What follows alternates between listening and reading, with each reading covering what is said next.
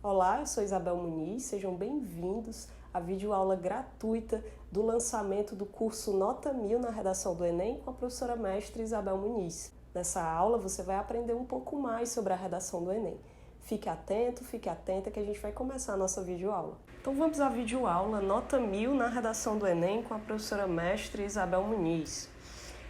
Gente, o que vocês vão ver ao longo dessa videoaula? Nós vamos relembrar a proposta de redação do Enem 2019, nós vamos saber quais as 5 competências avaliadas na redação do Enem e, por fim, analisar uma redação nota 1000 do ano passado. Gente, essa é a proposta de redação do Enem 2019, vocês devem conhecer. O texto 1 falou sobre o surgimento do cinema, o texto 2 aborda a questão da função do cinema. O texto 3 é um infográfico que o Enem sempre gosta de trazer. Esse aqui fala do cinema em 3 perspectivas. E o texto 4 trata da democratização do cinema. O tema, como vocês sabem, foi democratização do acesso ao cinema no Brasil. Quais são, então, gente, as 5 competências abordadas na redação do Enem? Primeiro, você tem que demonstrar domínio da modalidade escrita formal. Você também tem na competência 2 que compreender a proposta de redação e aplicar conceitos das várias áreas de conhecimento para desenvolver o tema dentro dos limites estruturais do texto dissertativo argumentativo em prosa. Terceira competência, ela exige que você selecione, relacione, organize e interprete as informações, fatos, opiniões e argumentos em defesa de um ponto de vista. Competência 4, demonstrar conhecimento dos mecanismos linguísticos necessários para a construção da argumentação. E, finalmente, você precisa elaborar proposta de intervenção para o problema abordado, respeitando os direitos humanos. Essas são as 5 competências. Vamos, então, analisar a redação nota 1000 da aluna Ana Clara, de 21 anos, de Brasília. Vamos ver como foi a redação dessa aluna. Eu vou iniciar a leitura, em seguida eu vou analisá-la nas 5 competências que nós vimos, ok? Então acompanhe a leitura da redação da Ana Clara. Embora a Constituição Federal de 1988 assegure o acesso à cultura como direito de todos os cidadãos, percebe-se que na atual realidade brasileira não há o cumprimento dessa garantia, principalmente no que diz respeito ao cinema. Isso acontece devido à concentração de salas de cinema nos grandes centros urbanos e a concepção cultural de que a arte direcionada aos mais favorecidos economicamente. É relevante abordar, primeiramente, que as cidades brasileiras foram construídas sobre um viés elitista e segregacionista, de modo que os centros culturais estão, em sua maioria, restritos ao espaço ocupado pelos detentores do poder econômico. Essa dinâmica não foi diferente com a chegada do cinema, já que apenas 17% da população do país frequenta os centros culturais em questão. Nesse sentido, observa-se que a segregação social, evidenciada como uma característica da sociedade brasileira por Sérgio Buarque de Holanda no livro Raízes do Brasil, se faz presente até os dias atuais por privar a população das periferias do acesso à cultura e ao lazer que são proporcionados pelo cinema. Paralelo a isso, vale também ressaltar que a concepção cultural de que a arte não abrange a população de baixa renda é um fato limitante para que haja a democratização plena da cultura e, portanto, do cinema.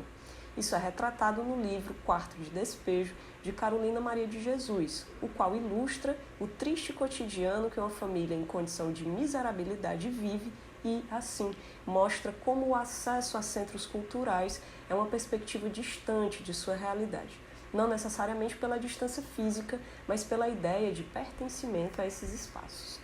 Dessa forma, pode-se perceber que o debate acerca da democratização do cinema é imprescindível para a construção de uma sociedade mais igualitária. Nessa lógica, é imperativo que o Ministério da Economia destine verbas para a construção de salas de cinema de baixo custo ou gratuitas nas periferias brasileiras, por meio da inclusão desse objetivo na Lei de Diretrizes Orçamentárias, com o intuito de descentralizar o acesso à arte. Além disso, cabe às instituições de ensino promover passeios aos cinemas locais desde o início da vida escolar das crianças, mediante a autorização e contribuição dos responsáveis, a fim de desconstruir a ideia de elitização da cultura, sobretudo em regiões carentes. Feito isso, a sociedade brasileira poderá caminhar para a completude da democracia no âmbito cultural. Essa é a redação Nota 1000 da Ana Clara, de 21 anos, de Brasília. Então vamos analisar todas as competências, começando pela primeira, demonstrar domínio da modalidade escrita formal da língua portuguesa. Na redação da Ana Clara, a gente vê os períodos muito bem construídos, né, gente, com bastante complexidade, estrutura sintática realmente excelente.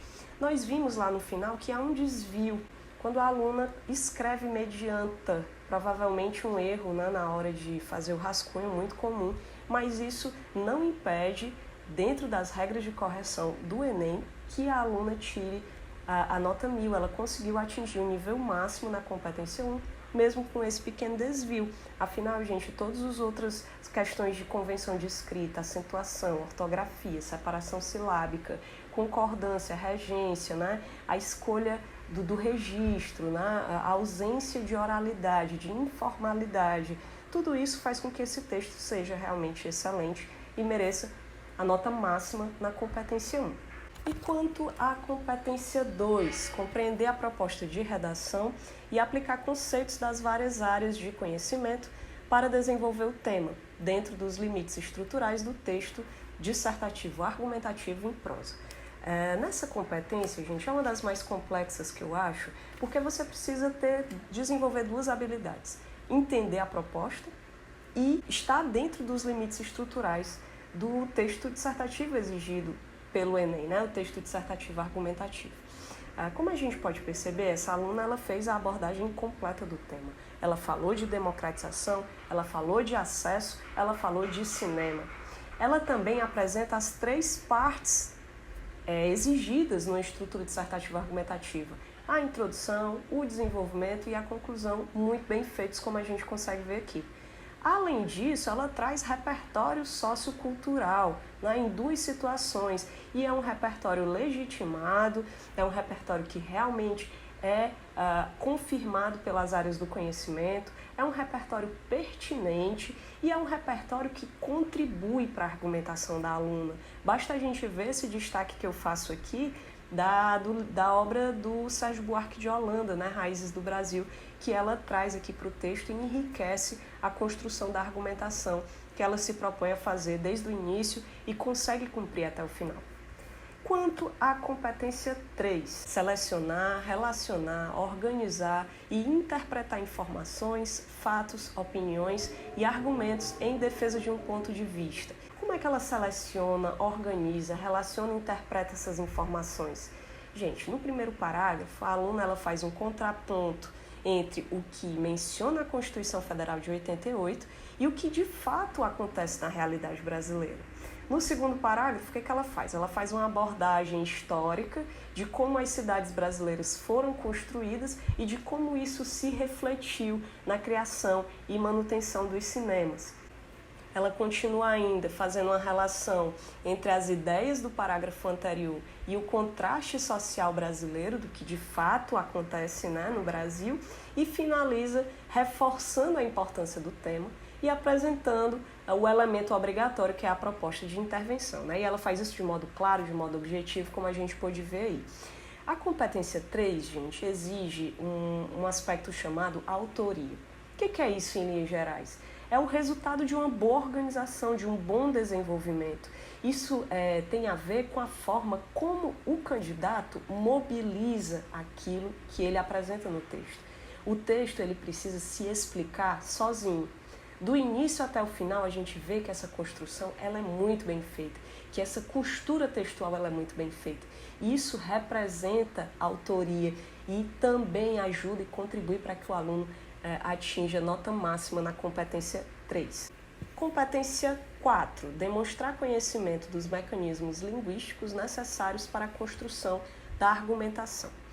A Ana Clara, ela usa muito bem os elementos coesivos, né? Embora, percebe-se que, principalmente, isso, primeiramente, e inúmeros outros que eu não vou elencar aqui, mas ela usa muitos, com uma variedade impressionante. Mas não é só isso que lhe dá a nota máxima na competência 4. Essa aluna, ela faz a costura coesiva de uma forma muito produtiva, né? E os elementos que ela coloca aí, eles contribuem decisivamente para organizar e estruturar a argumentação dessa aluna.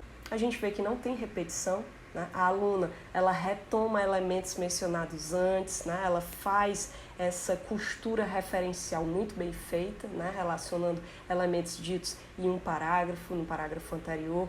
Então, realmente, ela conseguiu a nota máxima nessa competência, porque tanto a presença concreta dentro dos parágrafos e entre os parágrafos, né, desses elementos, como ela não os repete e ela mobiliza esses elementos de uma forma adequada. Por isso, a nota máxima na competência 4. E a competência 5? Elaborar a proposta de intervenção para o problema abordado respeitando os direitos humanos. Nessa competência, você precisa apresentar 5 elementos obrigatórios. Você tem que apresentar um agente, que é quem executa a ação que você vai propor. Você tem que apresentar uma ação, ou seja, o que deve ser feito. Você tem que dizer como essa ação se executa, o meio, né? Como, por meio de que essa ação será executada. Você tem que dizer para que ela vai ser executada, qual é o efeito que ela vai ter ao ser executada. E você precisa apresentar um detalhamento, ou seja, você precisa acrescentar informações sobre os elementos que você colocou, seja dando uma exemplificação, justificando, explicando, tá? E como foi que a Ana Clara fez isso? Então, como é que ela faz? Qual é o agente? O Ministério da Economia. O que ele tem que fazer? Destinar verbas para a construção de salas de cinema. Essa é a ação. E o detalhamento? De baixo custo ou gratuitas. Modo meio. Por meio de que isso vai ser feito? Por meio da inclusão desse objetivo na Lei de Diretrizes Orçamentárias. E, por fim, qual o efeito? Com o intuito de descentralizar o acesso à arte. E essa aluna, ela coloca inclusive 2 propostas de intervenção. Atualmente o Enem não exige que você faça isso, mas considerando que a aluna coloca na sua introdução 2 perspectivas para o tema, é coerente que ela coloque também 2 propostas de intervenção para fazer um fechamento coeso, né, bem amarrado daquilo que ela coloca. Então, Ana Clara, parabéns, você conseguiu colocar todos os elementos exigidos na proposta de intervenção.